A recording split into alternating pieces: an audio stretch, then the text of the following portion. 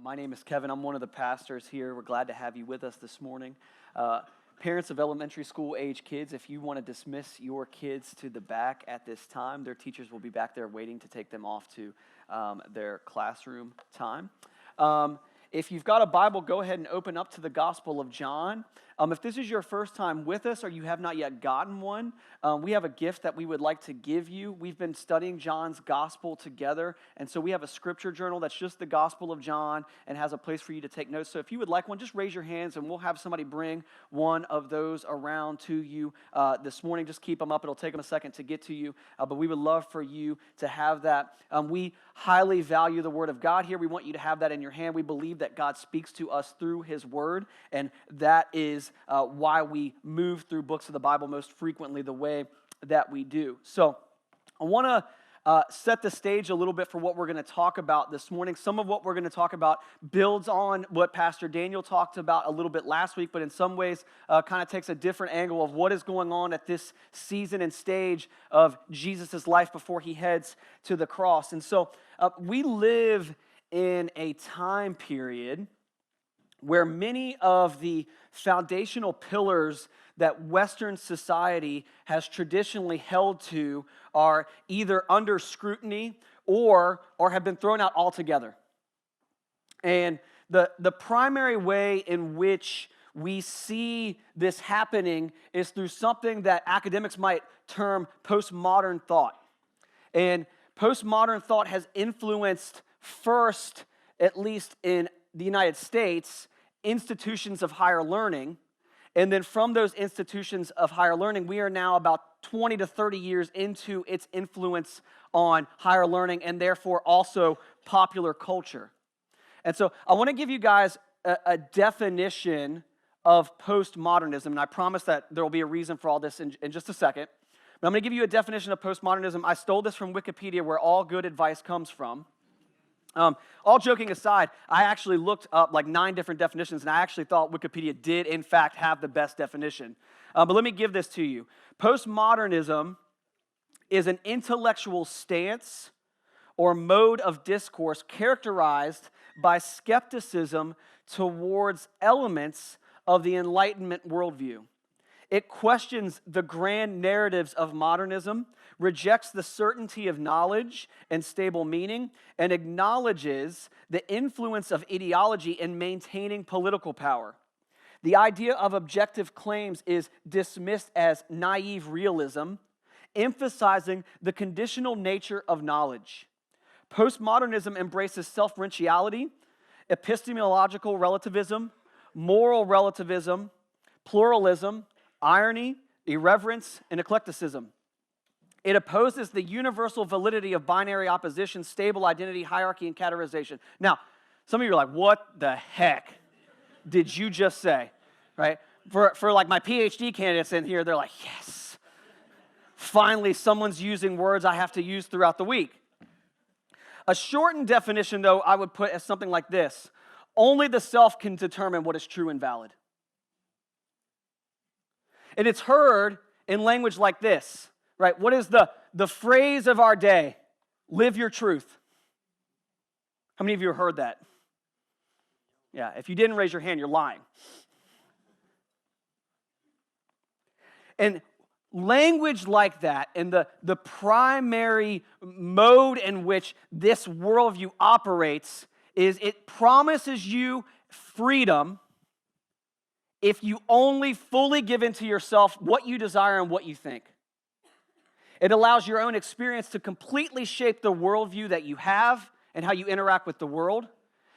And at times will completely throw out even scientific objective truth if it is in contradiction to what your experience says and believes.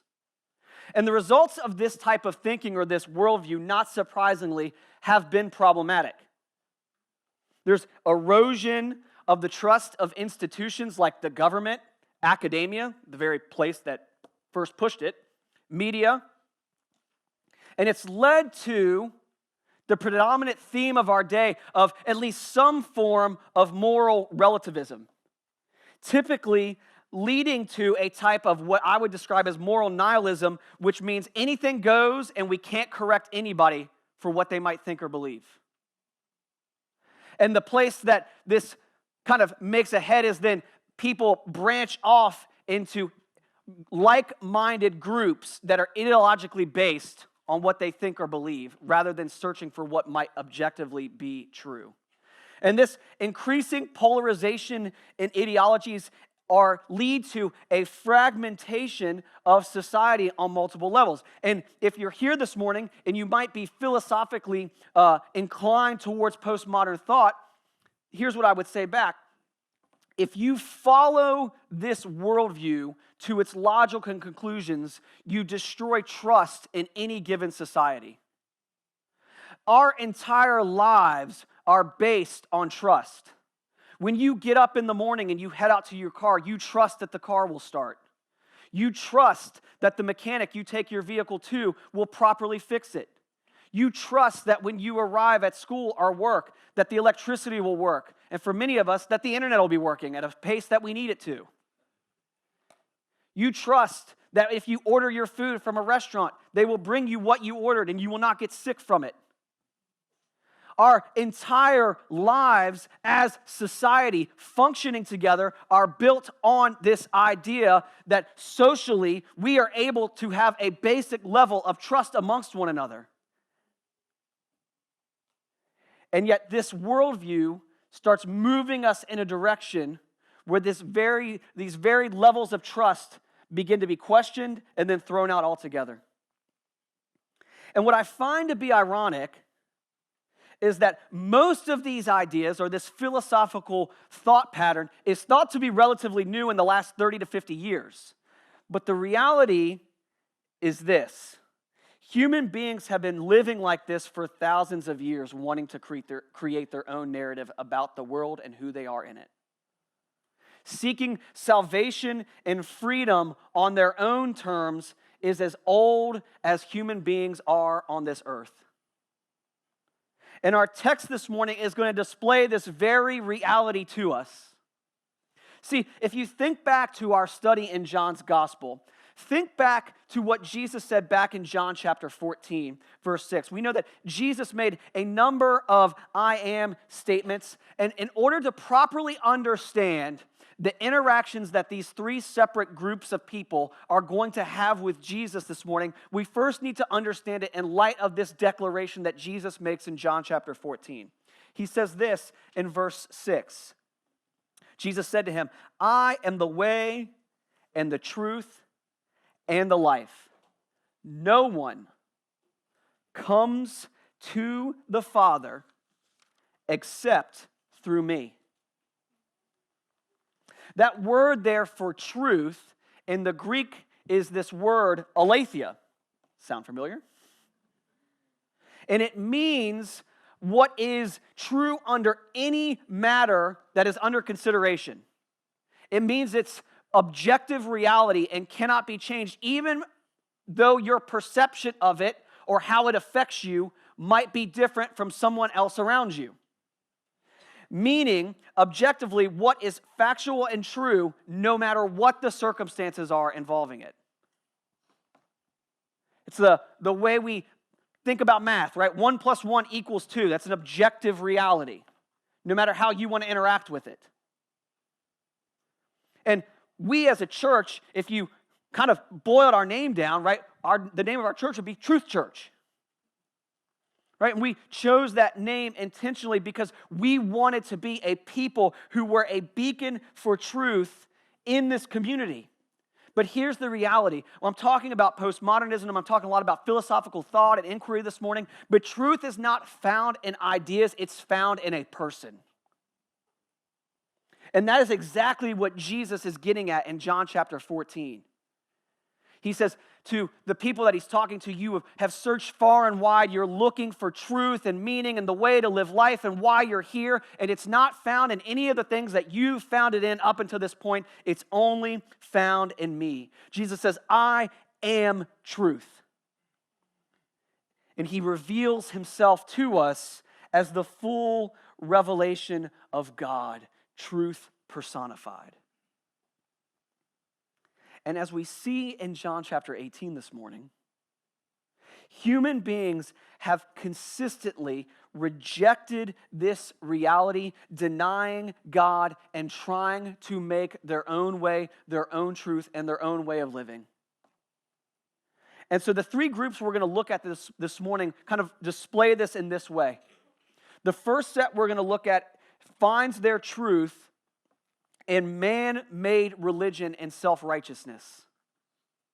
The second group finds their truth in power and control. And the third group finds their truth in social consensus or identity.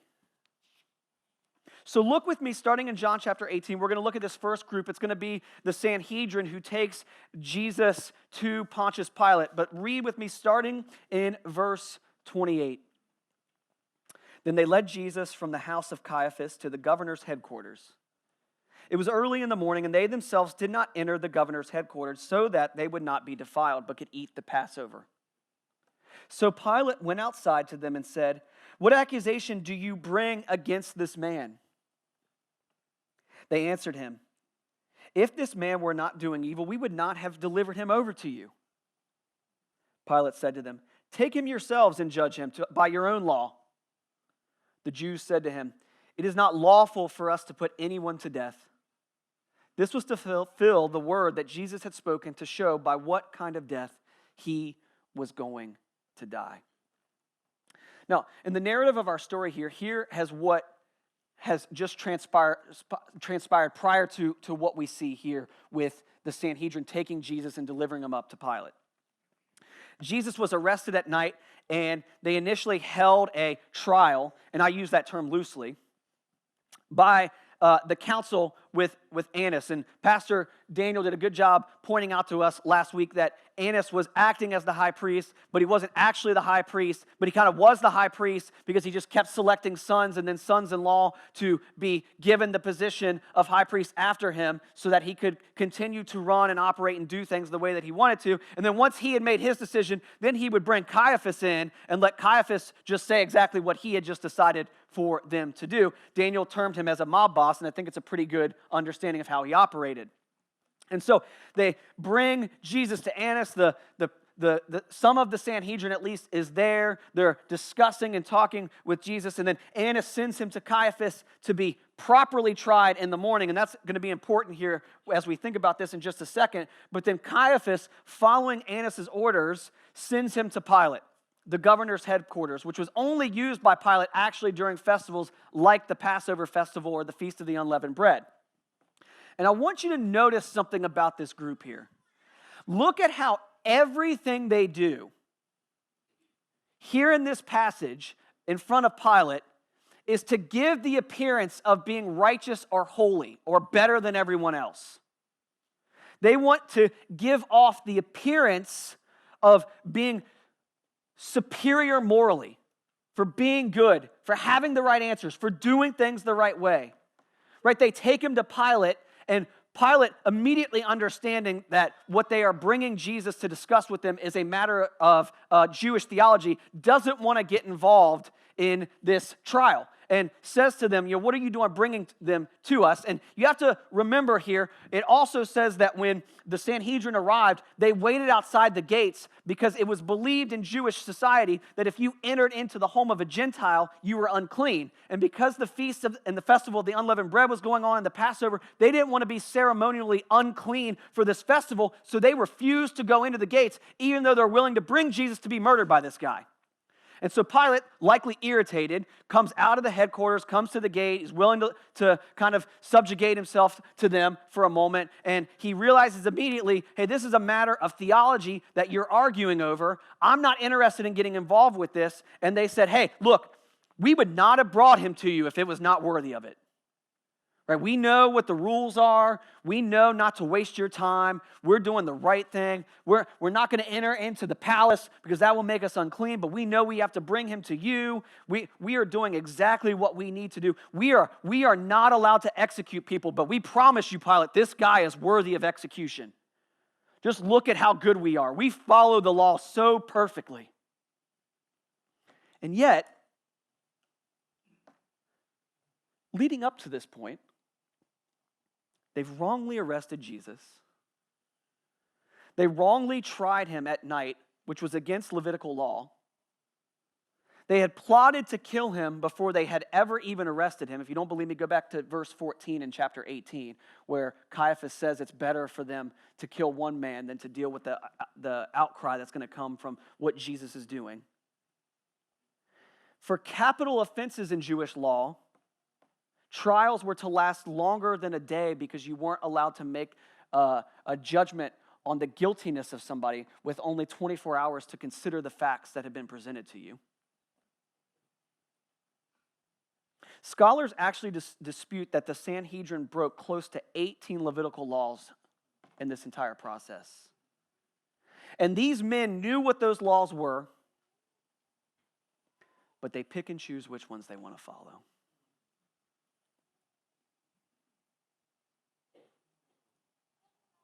These men work so hard to give the appearance of having it all together, to be worthy to be followed.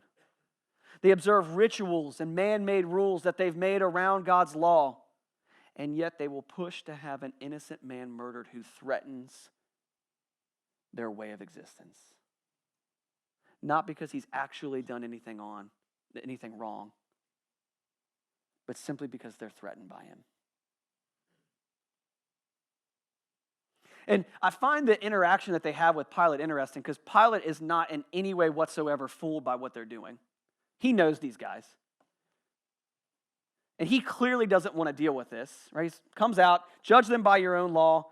And then John adds this as they have this interaction and this dialogue back and forth, that all of this took place so that the word in which Jesus had spoken about what kind of death he would die would be fulfilled. And what is being referred to there is Jesus is referring back to Deuteronomy chapter 21,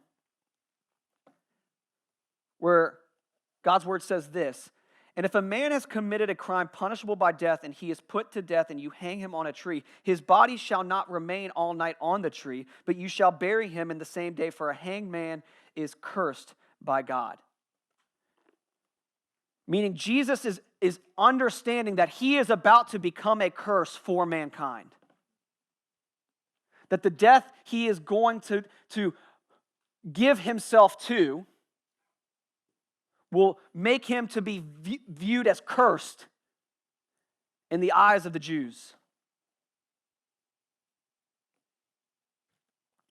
What I want us to see is that the self-righteousness of the Pharisees is what leads them to this moment. Believing the hype around their own performance, their own understanding of God's law, their own interpretation of it, the way in which they apply it to their lives. They believe not only in their understanding and interpretation of it, but then that they're able to fully follow it. They believe that everything that they've done up until this point on this evening with Jesus is justified because of who he is and what he has done and what they believe about God's law. And even with the evidence that Jesus had presented throughout his ministry, healing, raising people from the dead, speaking life into the blind, sharing the word of God, and revealing who the Father is, their fear of losing their place and therefore their lives' significance and their way of life leads them instead in their self-righteousness to send Jesus to the cross. You know, the irony here is they walk in open rebellion to their own moral ethic. The very truth they claim and purport to hold to, they deny it in their actions. They ignore the very truth they claim to hold to. And this is not something unique to the Sanhedrin. Human beings have found ways to do this for thousands of years. We see this even in our own day and age, where we trust in our own education to be what will bring us the freedom that we look for.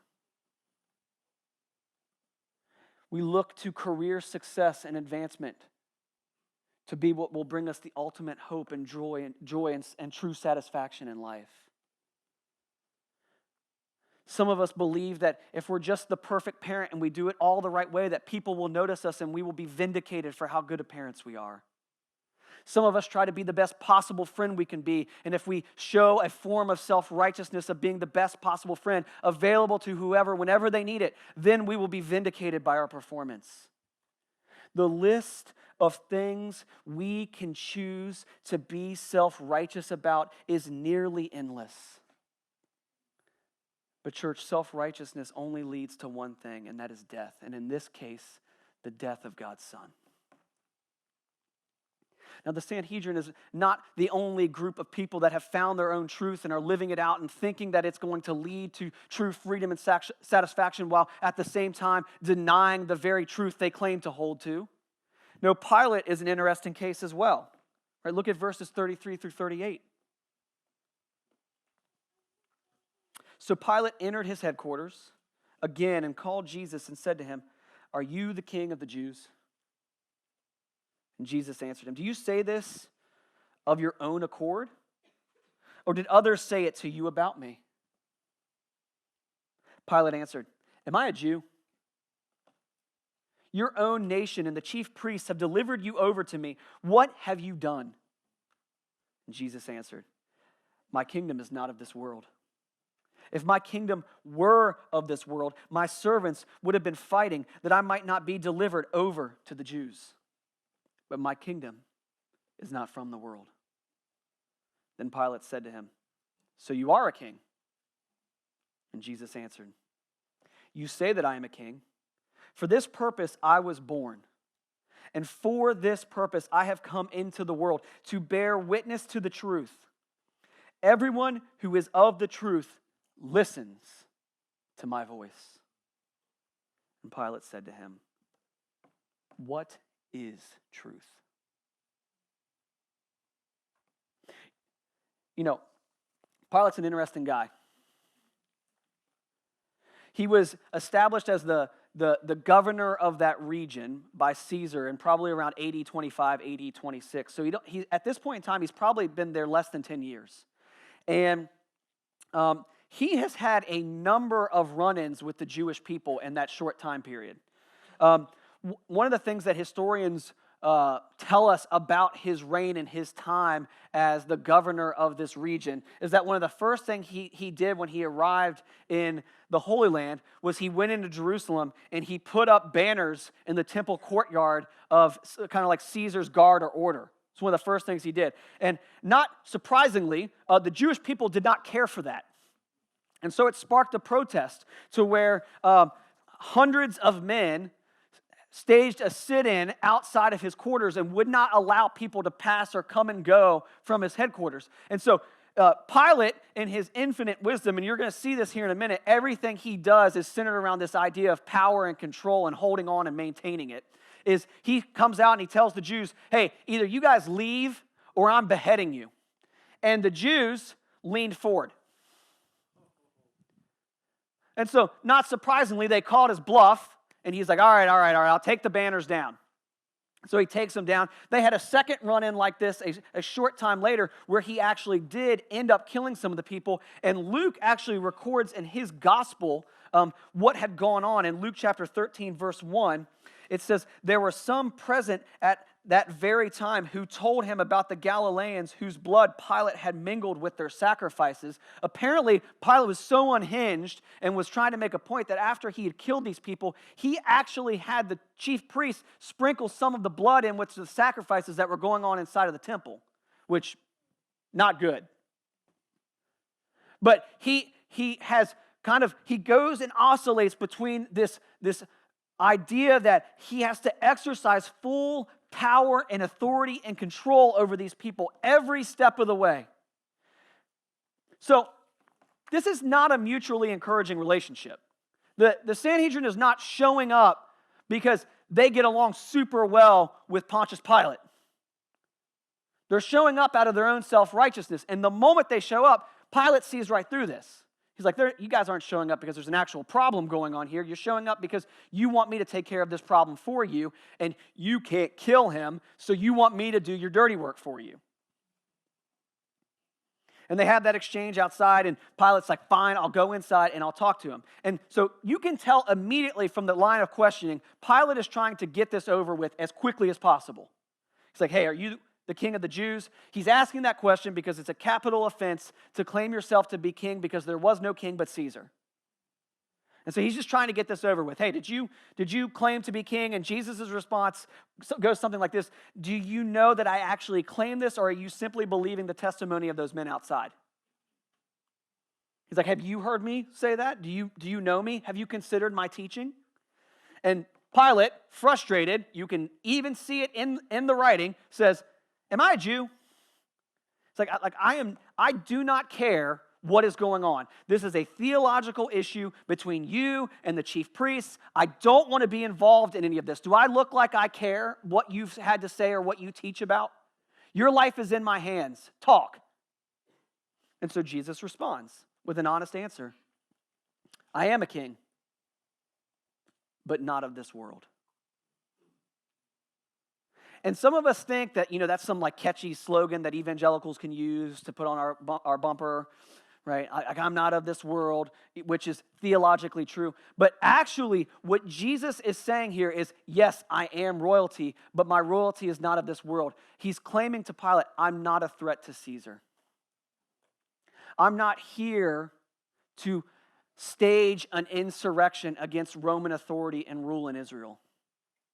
No, my kingdom actually has something much bigger going on. And if I was a threat to your rule and to Caesar's occupation here, we would not be having this conversation because my people and my servants would already be fighting for you and I would be released. Just the confidence that Jesus shows here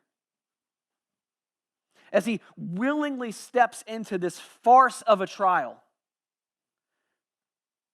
He's like, you actually don't really have any authority over me. If I wanted to exercise authority and be released, I would be. And it looks off to a future time where Jesus will return and he will rule with full authority. And so Pilate, he hears that and he's like, okay, good, you gave me my answer, so you are a king. And look at verse 37. Look at what Jesus says. Jesus answered, you say that I am a king. For this purpose I was born, and for this purpose I have come into the world, to bear witness to the truth. Everyone who is of the truth listens to my voice. Jesus says, you don't understand what I'm saying to you. This isn't a matter of whether I claim to be a king or not. No, I'm here to testify and reveal to the world the truth of who the creator of the universe really is. I am here to reveal God to you. I'm here to show you who God is, what he is doing, and where your sin fits in that narrative. And then he invites him to listen to his voice. Now Pilate, not surprisingly, responds with this. What is truth? See, Pilate's response reveals his thoughts. He responds cynically and rhetorically, convinced that there is no answer to the question, because he doesn't believe in objective truth, just like I told you. Postmodern philosophers, thank you, Kevin. Postmodern philosophers did not come up with this idea.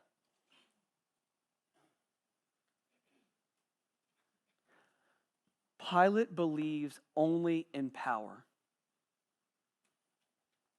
and authority, in keeping control.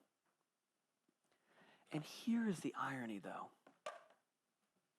He's the one man who has the power and authority to do the right thing, and guess what he does? He bends to the mob. when he fails, when pressed to do the right thing, to exercise his power and his authority truly, for fear of then losing that power. There's all sorts of modern examples where we are tempted daily to do the same exact type of thing that Pilate does here. Will I turn in the person I saw cheating on an exam? Will I quit my job if forced to do something unethical? Will I cheat a system to make better sales numbers and get a bonus? Will I allow somebody else to take the fall for something I did? When we are in those positions of power and control, so often we think and we fight for it. We fight to keep control over every small little square inch of our lives. But then when we're faced with the moral dilemma to exercise that power in a way that is honoring and right and true, so often, just like Pilate, we are found wanting. Compromising so as to keep ourselves in that position. So often as humans, we shrink even when given authority to actually do the right thing. Because the real reason we want power is we want to lord it for our own self-preservation. And as we're going to see in a moment, that is not how God designed power to work. And so Pilate ends up being the author of his own misery. Look at what happens next. Because he believes that if he just plays the political game properly and exercises his power and authority properly, he's going to be free of this problem that stands in front of him. And yet you're going to have a third group of people who find their truth and their hope and their social consensus or their social identity, and they're going to create a massive problem for him. Look at the rest of chapter 18 with me. After he has said this, he went back outside to the Jews and told them, I find no guilt in him. But you have a custom that I should release one man for you at the Passover. So, do you want me to release to you the king of the Jews? They cried out again, not this man, but Barabbas. Now Barabbas was a robber.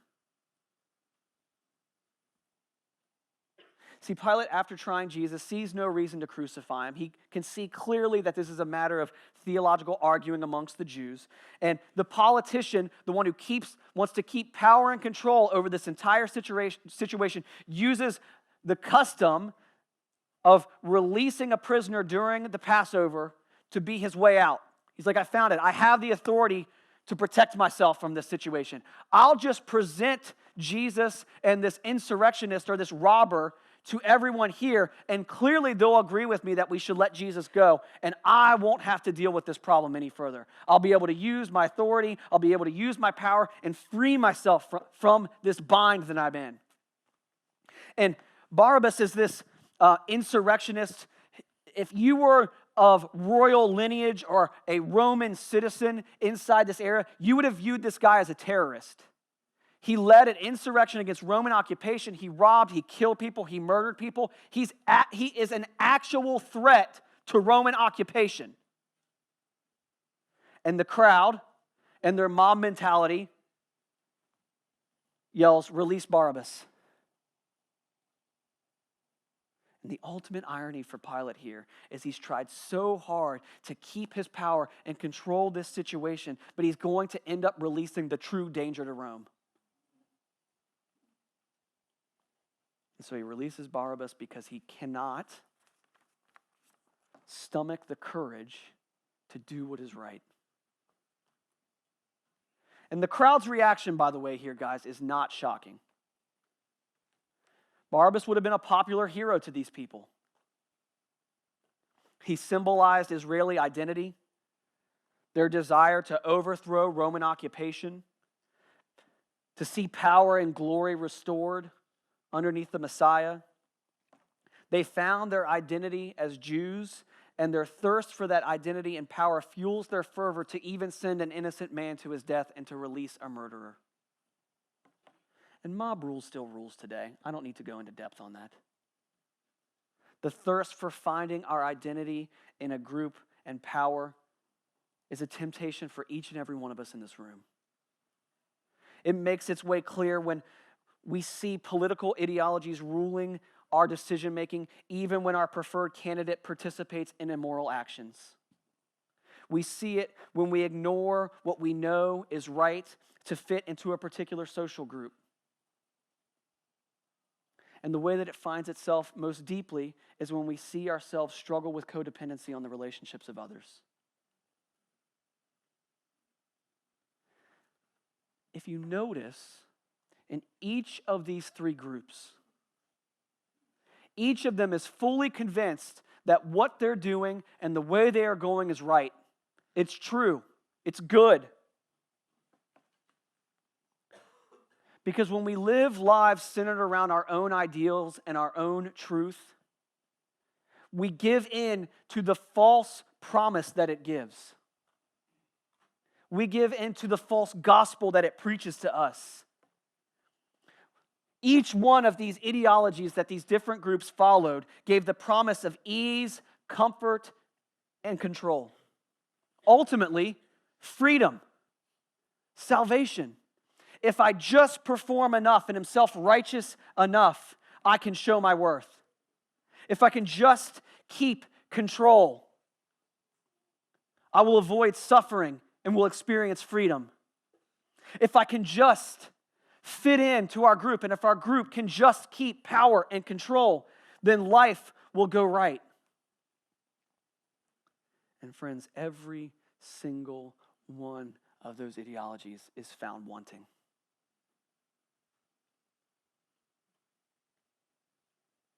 And that's because the only place that truth and freedom are found is in the very man they are sending to the cross. It's found in Jesus. You may be sitting there asking yourself, how does Jesus provide true freedom? How? Just because he said he did? Just because he died on the cross and rose again, and you say that then means God the Father forgives me? Well, yes. That is part of it.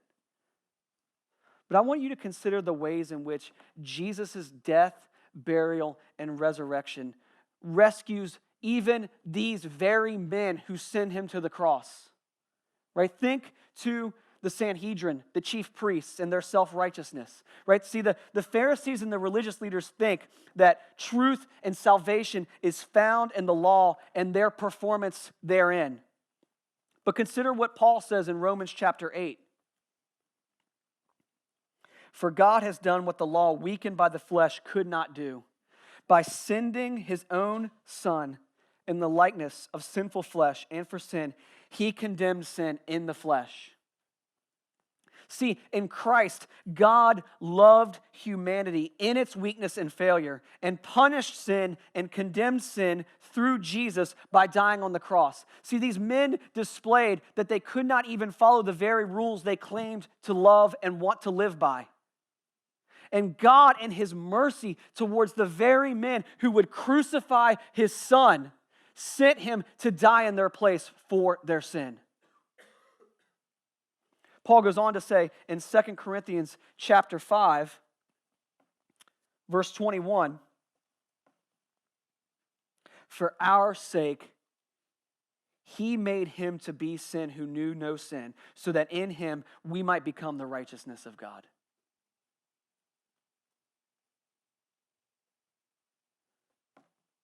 As he says in Galatians later on, Jesus Christ is the end of the law for righteousness' sake. It doesn't say it's the end of the law. No, it's the end of the law in which we use to find our own self-worth and our own salvation and freedom. That Jesus actually frees us from our need for perfection and to be seen that way. Now, he doesn't just save them, though. He saves those who, like Pilate, struggle with power and control. See, Pilate thought truth was irrelevant, that there was no need to even search for it because there was only power and control. And if you had enough power and enough control, that would save. And the irony is it doesn't save him from this situation. He still does the very thing that Jesus came to do and sends him to death. But consider what Paul says in the book of Colossians, starting in verse 13. And you who were dead in your trespasses and the uncircumcision of your flesh, God made alive together with him, having forgiven us all our trespasses, by canceling the record of debt that stood against us with its legal demands. This he set aside, nailing it to the cross. He disarmed the rulers and authorities and put them to open shame by triumphing over them. Jesus is in full power and control the entire time. And friends, he is at the right hand of the Father right now, ruling and reigning and in full control of everything that happens. And I want you to consider just for a moment the power of Jesus and the power of Pilate, or the power that we claim to have. See, Jesus exercises his power very differently than mankind does. Mankind exercises their power for self-preservation. But Jesus uses his power to perform miracles and to save wicked sinners. He exercises his power not for himself, but for the good of others. Because that is how God has designed power to be exercised. Now the third group, right? Social identity, social conformity, whatever you want to describe it as, right? The crowd thought that they were safe and made right by their agreement to crucify Jesus together, that this would save them as a people and give them time to find a real Messiah who would actually overthrow Roman rule and occupation, right? We must protect our national identity at all costs would have been their slogan. And yet in Jesus, we're invited into a real family. We're given a real identity with the other children of God, right? Look at what John says to us in 1 John chapter 3. He says, see what kind of love the Father has given to us that we should be called children of God. And so we are. The reason why the world does not know us is that it does not know him. Beloved, we are God's children. And what we will be has not yet appeared, but we know that when he appears, we shall be like him because we shall see him as he is. Do you see the promise there? Beloved, children will be like him. A promise of true identity. Paul goes on to say in Romans chapter 8, verses 14 through 17, for all who are led by the Spirit of God are sons of God. For you did not receive the spirit of slavery to fall back into fear, which I would say every single one of these groups is actually ruled by fear, not by freedom. But you have received the spirit of adoption as sons, by whom we cry, Abba, Father. The Spirit himself bears witness with our spirit that we are children of God. And if children, then heirs. Heirs of God and fellow heirs with Christ, provided we suffer with him in order that we may also be glorified with him. The spirit of adoption, heirs. We belong if we are in Christ.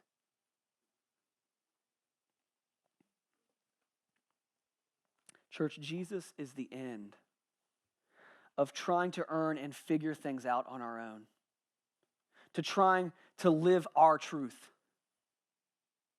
He's the end of false promises and fake truth. He is the way, the truth, and the life. He is the end of slavery to the very things that promise to us freedom. We're going to enter into a time of response, and here's what I'm just going to simply ask us to do this morning.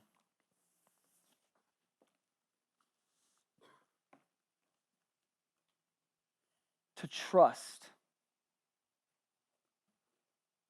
that Jesus is who he said he was.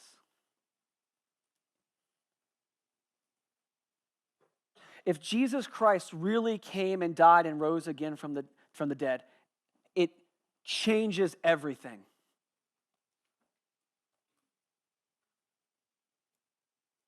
It changes the way we interact with our own performance, because it's the end of our own performance for righteousness' sake. It changes your need to be in control of every single minute detail of your life, because God is already in control and you can trust him. It's the end of needing to keep up appearances and performances in your social circles, because you already have a family with Christ and God. And the way that you come to him starts the same and continues throughout all of the Christian life: repentance and faith. God, I'm heading the wrong way. I'm living my own truth. I want to live to yours. Forgive me. I'm trusting that Jesus saves me to do so, and that he has given me the spirit of freedom that dwells within me to set me free from it. And that is the same if you are here this morning and you are not a Christian. That offer is extended to you right now. And Christian, if you're here this morning, you are living this out as well. A testimony to God's faithfulness to his mission, which is to see the gospel buried in the likeness of his death and raised to walk in newness of life.